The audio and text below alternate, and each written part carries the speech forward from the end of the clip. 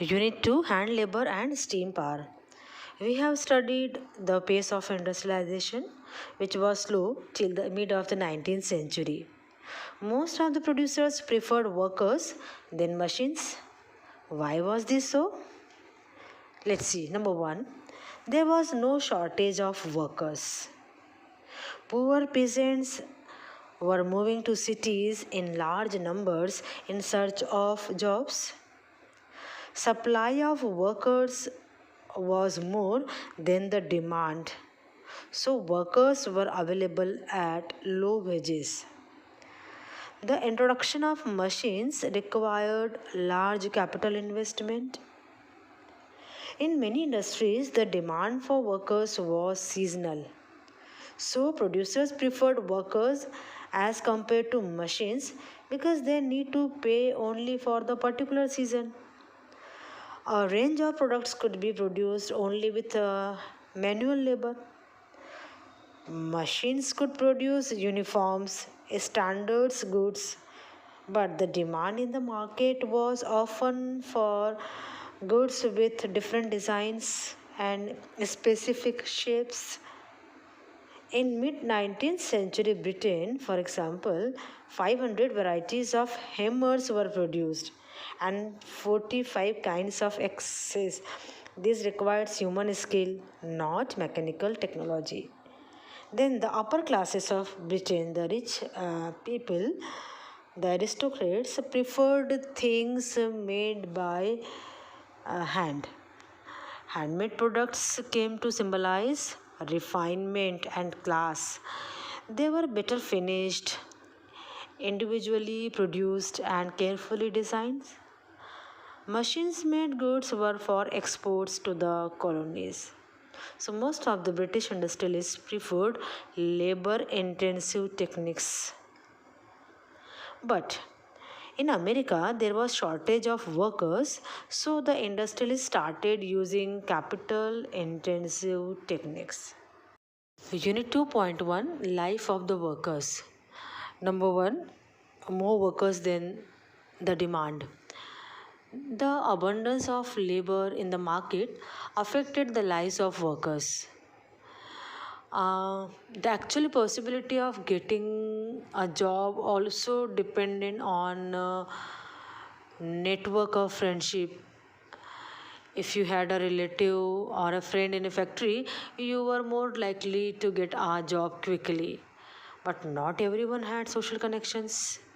So many jobless had to wait weeks spending nights under bridges or in night shelter, and so many times they were forced to work at a lower wages. Number 2, seasonality of work. In many industries it was a big problem. Due to seasonality of work, the workers remained without work for most part of the year. After the busy season was over, the poor were on the streets again. Some returned to the countryside after the winter. The demand for labor in the rural areas opened in the places, but most looked for odd jobs. Then, third point is low real wages.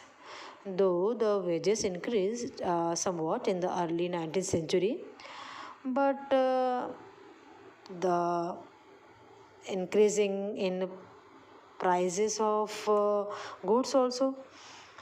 Then poverty and unemployment. Uh, the unemployment rate was also very high.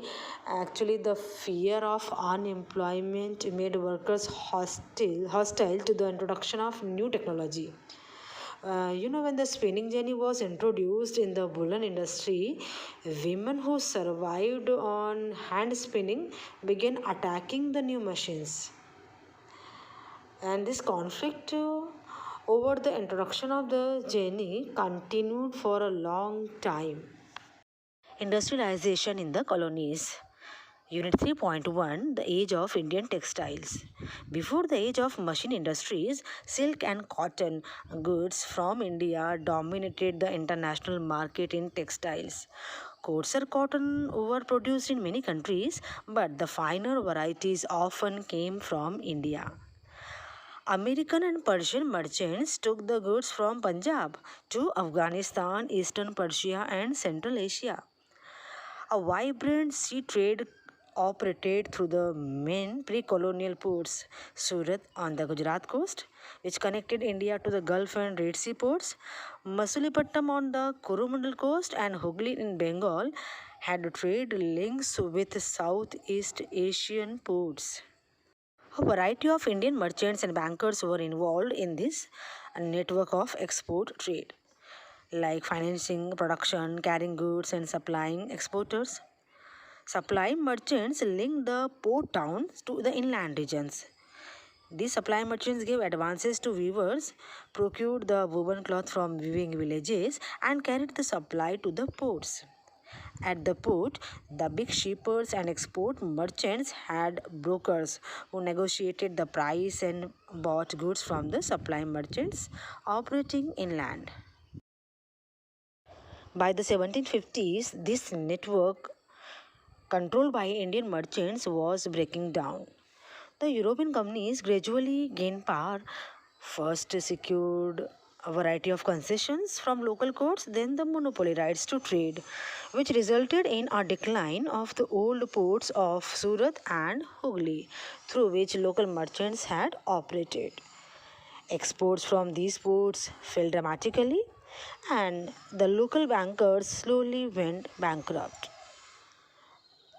Then Surat and Hooghly declined, and Bombay and Calcutta grew. This shift from the old ports to the new ones was an indicator of the growth of colonial power. What happened to the Powers?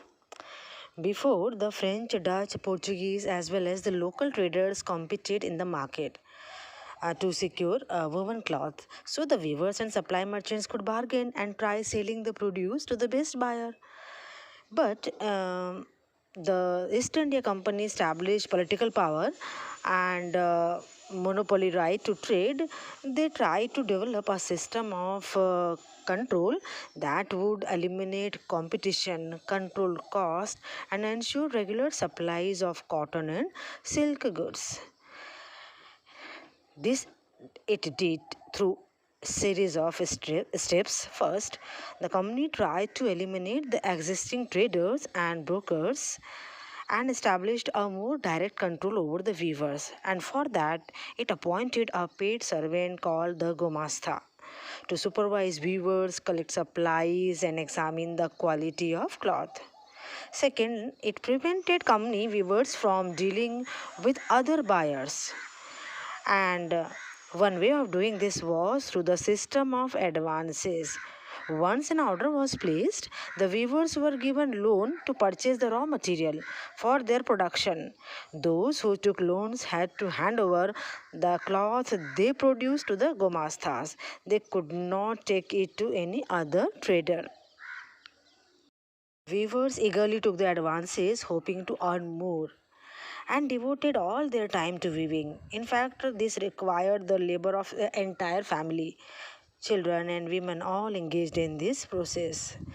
However, in many weaving villages, there were reports of clashes between weavers and gomasthas. Because these new gomasthas were outsiders and they had no social link with the village. They acted arrogantly, marched into villages with sepoys and peons, and punished weavers for delays in supply. The weavers lost the joy of bargaining, and the company was paying them very low prices, and the loans they had accepted tied them to the company. Unit 3.3, Manchester comes to India. In 1772, Henry Patulov, a company official, had said that the demand for Indian textiles could never reduce, since no other nation produced goods of the same quality. Yet, by the beginning of the 19th century, we see the beginning of a long decline of textile exports from India. Why? As cotton industries developed in England, industrial group began worrying about imports from other countries. They pressurized the government to impose import duties on cotton textiles so that Manchester goods could sell in Britain without facing any competition from outside. At the same time, industrialists persuaded the East India Company to sell British manufacturers in Indian markets as well. Exports of British cotton goods increased dramatically in the early 19th century. At the end of the 18th century, there had been virtually no import of cotton piece goods into India. Problems faced by Indian weavers. Export market for Indian goods declined in Britain due to heavy import duties on Indian goods, and local market shrank for Indian weavers due to cheap imports of cotton textiles from Britain.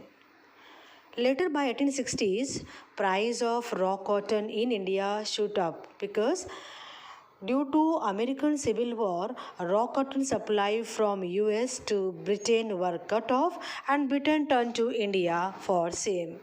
Hence weaving could not pay.